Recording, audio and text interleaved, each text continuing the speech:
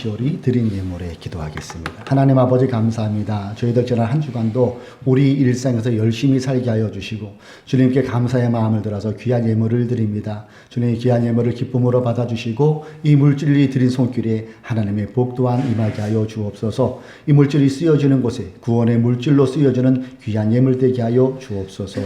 예수님의 이름으로 기도드립니다. 아멘. 할렐루야. 지난 한 주간도 여러분 잘 지내셨습니까? 우리가 코로나19가 좀 잠잠해지고 있지만은 아직은 우리가 사회적 거리두기와 그런 여러 가지 생활 방역을 잘 실천해야 될 때 요즘인 것 같습니다. 그래서 우리가 지금 조심스럽게 예배를 드리고 있지만은 이렇게 2m의 충분한 간격을 유지하고 또 방역 지침을 잘 따라서 속히 이 코로나19가 종식되고 모든 분들이 함께 모여 예배하는 그날이 속히 도래하기를 마음으로 소망합니다. 아울러 유튜브로 이 자리에 모두 오신 우리 교우님들도 주님의 이름으로 축복하고요. 속히 함께 얼굴 보기를 갈망합니다. 주님의 은혜가 여러분에게 임할 줄로 믿습니다. 저는 우리 사회자가 읽은 말씀을 본문을 근거로 하여서 그들과 함께 먹고 마셨다 이러한 제목으로 우리 하나님의 말씀을 나누도록 합니다. 창세기는 모두 50장까지 되어 있는데요. 특별히 오늘 26장을 우리가 읽었는데 이 26장은 온전히 이삭의 얘기로만 기록이 되어 있지요. 그래서 이삭의 아버지는 아브라함이고 또 이삭의 자녀는 우리가 아는 이삭의 아들은 야곱에서 이렇게 알고 있죠.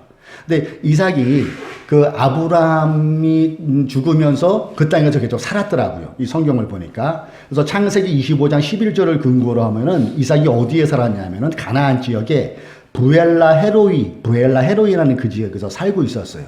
근데 아브라함에도 흉년이 들었던 거 여러분 아시죠? 2번 정도의 흉년이 있었음을 우리가 보게 되는데 이 아들 이삭 때에도 흉년이 들었더라고요. 그러니까 가나안 지역의 특성이 그랬던 것 같아요.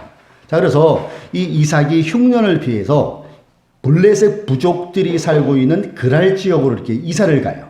이사를 가서 거처를 옮기는데 하나님이 이삭에게 특별한 복을 주셨던 것 같아요. 그래서 그 해에 그 흉년의 땅임에도 불구하고 100배의 엄청난 수확을 거두어 드립니다. 큰 부자가 됐다는 거죠. 자, 그때부터 이 반응이 이상해지는 거예요. 자칭 원주민이라고 먼저 살았다던 그 블레셋 사람들이 이삭을 이상하게 바라보는 거예요. 어떻게 바라봅니까? 시기 어린 눈으로, 질티 어린 눈으로 이삭을 바라보기 시작하게 돼요. 한마디로 이렇게 얘기하는 거죠. 야, 이삭, 여기 원래 우리 땅이니까 이제 이 땅에서 농사 지을 수 없어. 나가. 이렇게 얘기했다는 거예요. 그래서 이삭은 식구들이 판 우물까지 다 뺏기면서 이 그랄 지역을 떠나게 돼요. 여러분, 그 당시에 우물은 굉장한 거였죠. 사느냐 죽느냐가 달린 게 바로 그 우물이라는 존재였어요. 그런데 그 우물이라는 그 삶의 중요한 자원을 이삭이 뺏겨본 거예요. 무엇 때문에? 그들의 시기, 그들의 질투 때문에 빼앗기게 돼요. 그리고 또 어디로 가냐면 약간 더 변방으로 그랄의 그 중심 지역에서 그랄 평원으로 이렇게 옮겨갔음을 성경은 기록하고 있죠. 그리고 그곳에 옮겨서 이삭이 또 우물을 파기 시작합니다. 그런데 거기까지 블레셋 사람들이 개입을 하는 거예요. 그러면서 그 우물의 소유권이 원래 자기들에게 있음을 막 주장을 하죠. 그러니까 종들과 종들 사이에 다툼이 일어나요. 갈등이 일어납니다.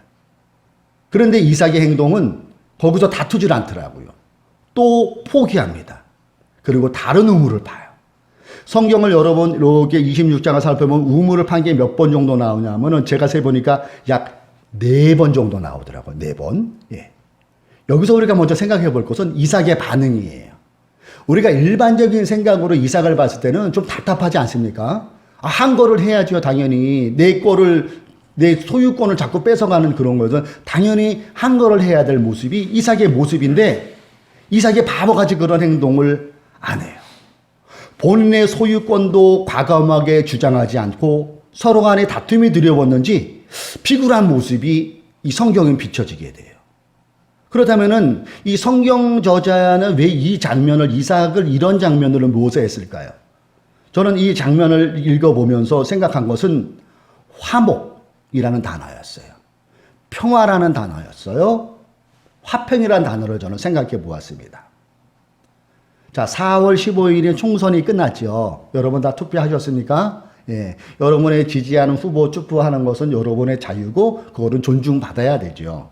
근데 이제 투표가 끝나고 총선 결과가 나왔죠. 그리고 여러 가지 반응들이 나오는데 그 중에 언론인들이 하나의 평가를 제가 이렇게 유심히 제 눈길을 끈 게 뭐냐면은 이제는 유권자의 눈높이가 많이 달라졌다고 그러더라고요. 예. 이제는 현 선거 유세가 네거티브 전략은 안 통한대요. 그리고 프레임, 반공 프레임이나 이념 프레임은 앞으로는 더 안 통한다는 거예요. 그리고 가짜 뉴스 또는 막말은 정치권에서 자살의 비하에 갔다는 그런 표현들을 하더라고요. 혐오적 선동으로 패를 가르거나 다툼을 일으키는 것은 유권자들의 표를 얻을 수 없다는 거예요. 이것은 단적으로 무엇을 얘기합니까? 유권자들 또한 평화를 추구한다는 것을, 이 사회가 평화를 추구한다는 것을 이 선거를 통해서 보여주고 있는 하나의 현상이라는 거예요. 여러분 잘 아시다시피 기독교를 표방한 정당이 하나 있었잖아요. 그래서 그들은 4년 전에 제가 기억으로는 2.64, 3%가 비례 후보를 내잖아요. 근접할 때까지 갔었어요. 그리고 4년 뒤에 굉장한 희망을 가졌죠. 근데 결과를 열어보니까 4년 전보다 20만 표가 줄었더라고요. 1.54. 그러니까 50만 명에서 55만 명 정도가 찍은 것 같아요. 20만 명이 줄었어요. 원인 분석합니다.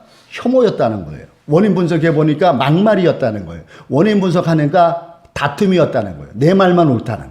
사람들이, 평화를 추구하는 사람들이 저분들은 기독교를 추구한다 하지만은 정작 기독교가 아니구라는 마음 때문에 표를 못 얻었을 것이라는 그런 분석들이 나오고 있어요. 사랑하는 교우 여러분, 유튜브로 예배를 시청하시는 여러분, 예수 그리스도는 평화 그 자체이십니다. 예수 그리스도는 곧 화평이에요. 우리 또한 그분의 가르침을 따르는 자라면은 우리도 또한 그분의 길을 걸어가야 되잖아요. 반목보다는, 불화보다는, 다툼보다는 평화를 추구하는 저와 여러분 되시기를 주님의 이름으로 축복합니다. 오늘 본문의 앞뒤 내용을 우리가 이렇게 살펴보면은 이 화평에 대해서 우리가 그 마음을 가지고 성경을 보면은요, 이 화평을 이루는 세 가지 정도로 우리가 생각해 볼 수 있겠더라고요. 화평을 만드는 도구 또는 재료, 소스라고 할까요? 그 재료 세 개가 나오는데요. 세 개를 우리가 한번 살펴보면 좋을 것 같아요. 화평을 이루는 재료 세 가지. 그 첫 번째는 15절과 16절에서 우리가 한번 살펴보도록 합니다. 본문 15절, 16절. 자.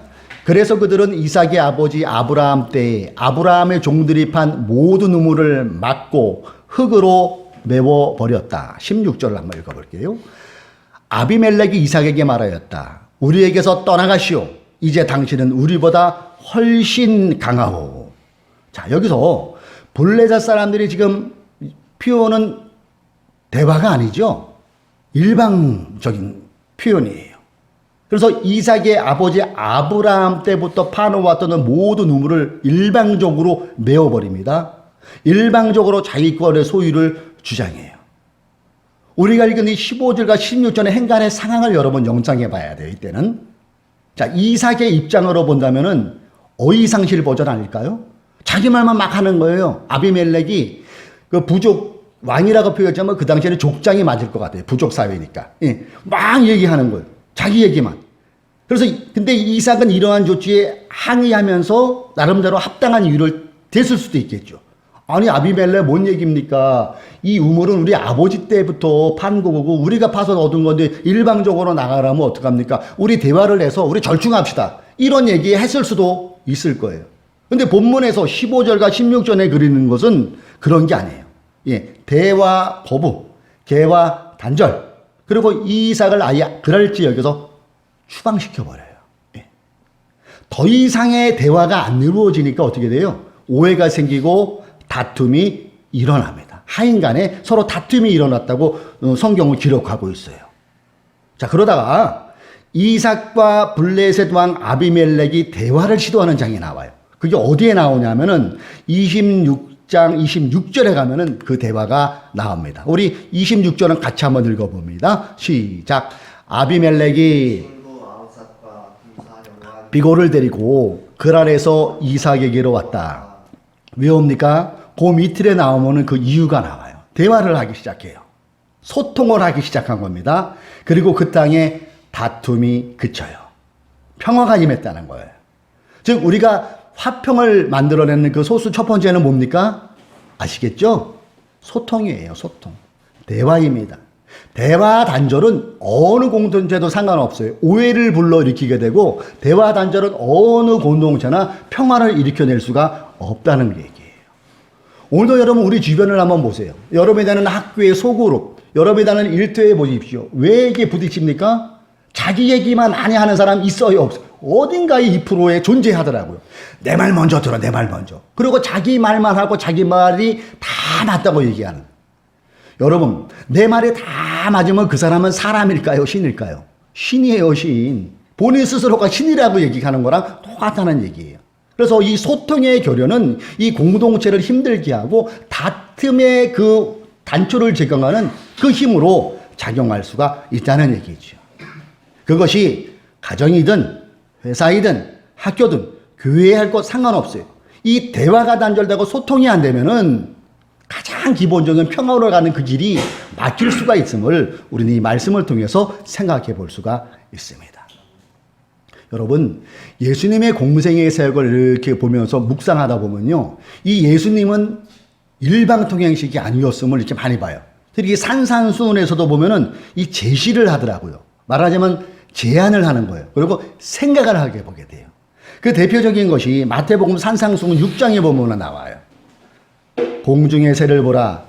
보고 뭘 하라는 거예요? 생각해보고 의견을 나누어 보라는 거예요. 공중의 새가 날아갑니다. 여기에 대해서 어떤 생각을 하냐? 나눈다는 얘기죠.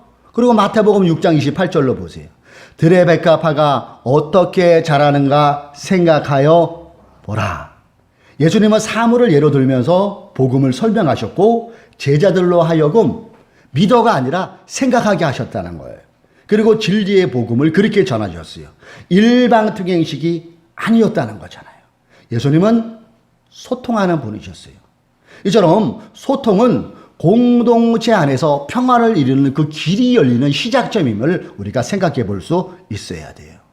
평화를 이루는 그 첫 번째, 소통이람을 우리가 생각해 보아야 돼요. 이삭이 살고 지금도 그렇죠. 그 팔레스타인 지역은 건기와 우기로 나온다고 그러죠. 그리고 비가 한 200mm 전후, 강우량이 이렇게 많지가 않아요. 그래서 극히 일부분 지역을 제외하고는 이 자연수 얻을 것이 이렇게 많지가 않다고 합니다. 그러니까 당연히 물을 구하기가 힘들었을 거예요. 그래서 우물을 파서 이 이삭이 물을 얻는다는 것은 우리가 엄청난 노동력이 필요하다는 걸 생각해 볼 수 있죠. 우물을 파는 것. 근데 그래서 이 우물 때문에 물 때문에 중동에는 전쟁이 일어난다고 그러잖아요. 그만큼 물이 중요해요. 근데 우리가 오늘 이 말씀해 보면은 이 우물을 둘러싸고 이상한 블레셋 사람들과 이게 다툼을 하는데 그 다툼을 피하기 위해서 우물을 몇 번을 팠다고 그랬죠. 아까 제가 4번을 팠다고 했습니다. 4번. 근데 이 4번을 파는 게 우리가 좀 더 생각해 보면은 엄청난 노동력이 필요했다는 거예요. 요즘으로 하면 경제적인 손실이 이삭에게는 엄청날 수 있었다는 것을 생각해 볼 수가 있어요. 그러면 엄청난 경제력이 손실되면서 4번씩 팠다는 그 속에서 우리가 또한 생각해 볼 수 있는 평화를 이루는 그 재료 한 가지를 생각해 볼 수 있잖아요. 양보 아닐까요? 양보? 저는 그렇게 생각해요. 양보. 근데 이 이삭이 계속해서 4번씩이나 양보하면서 가는데 언제까지 양보했네요, 이삭이. 그 답이 22절에 보면 나와요. 이삭이 거기에서 옮겨 또 다른 우물을 팠는데 그때에는 아무도 시비를 걸지 않았다. 그러니까 이삭이 언제까지 양보를 했다는 거예요. 아무도 시비하지 않을 때까지 양보했다는 것은 저자는 여기에 힌트를 주고 있다는 것이죠. 그래서 이삭은 이 다툼을 피하기 위해서 4번씩이나 우물을 파는 수고를 감수했어요.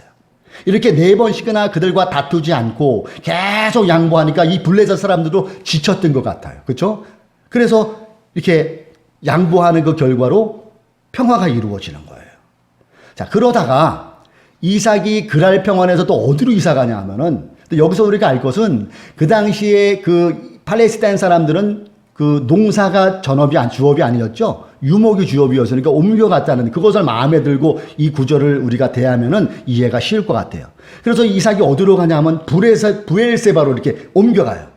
근데 그 밤에 하나님께서 나타나시고 이삭을 축복하시는 장면이 24절에 나와요.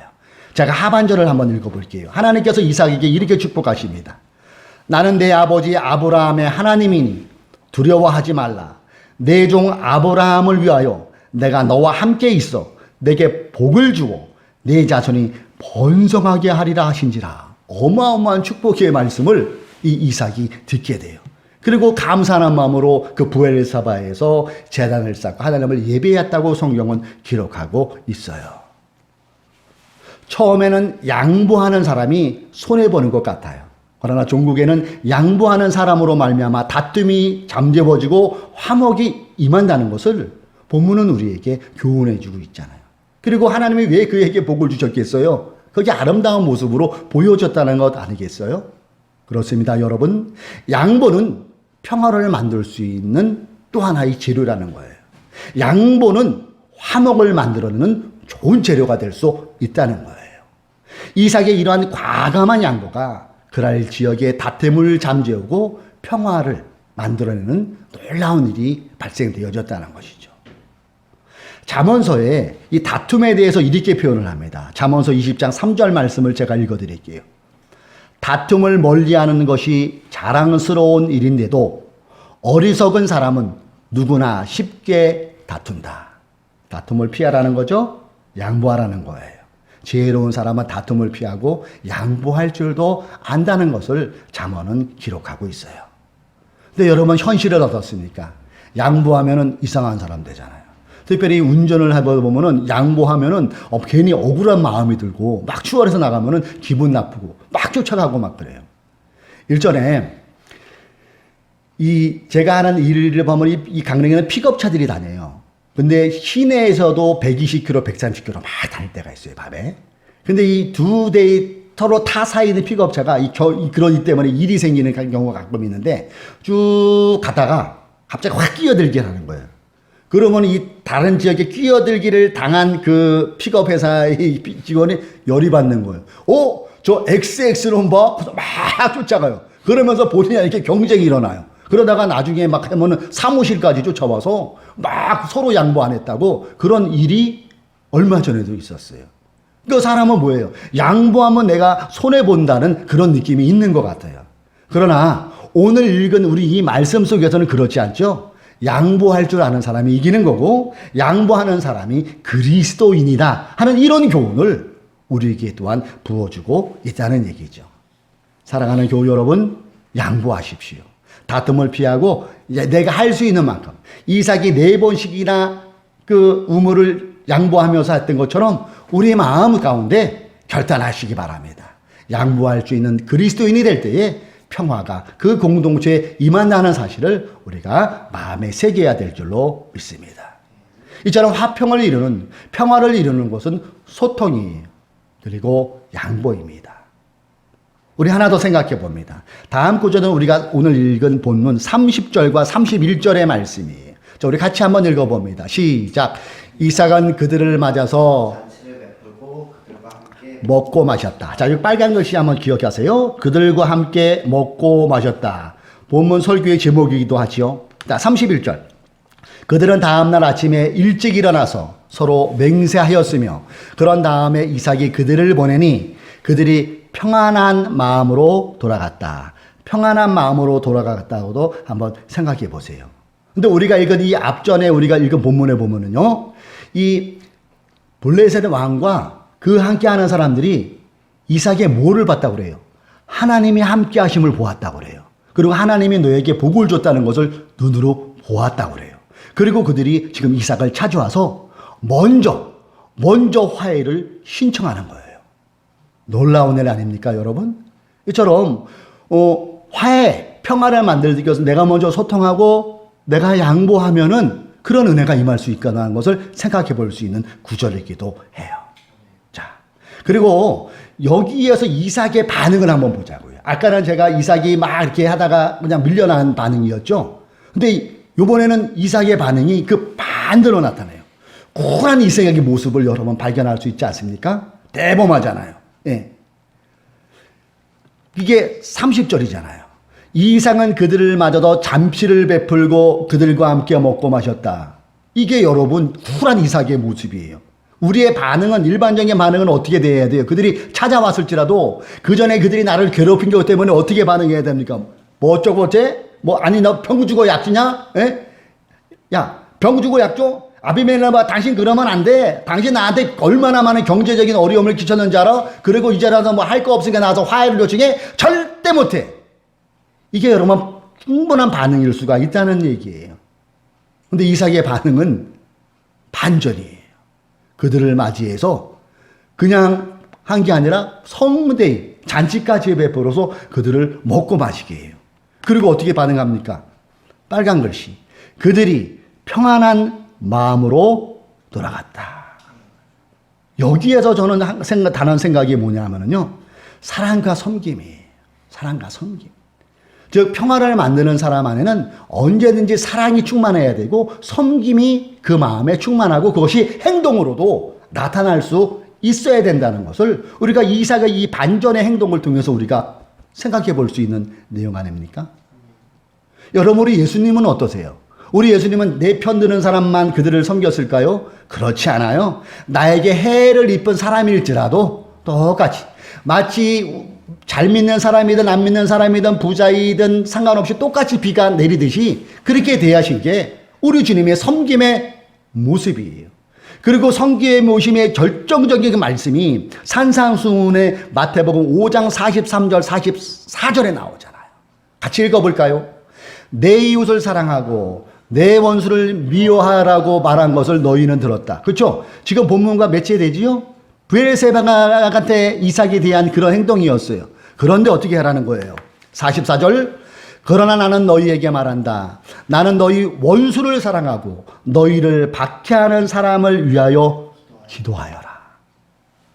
여기서 박해하는 사람, 사랑하고 하는 사람 맨 뒤에 뭐가 나와요? 기도하여라. 그 마음껏 용서는 쉽지 않은 거라는 거죠. 기도할 때에 성령의 충만함이 임하고 그분의 마음이 우리 안에 있을 때에 우리가 비록 쿨하게 받아들이지 못하는 그 대상도 우리가 받아들일 수 있다는 것을 또한 생각해 보게 됩니다.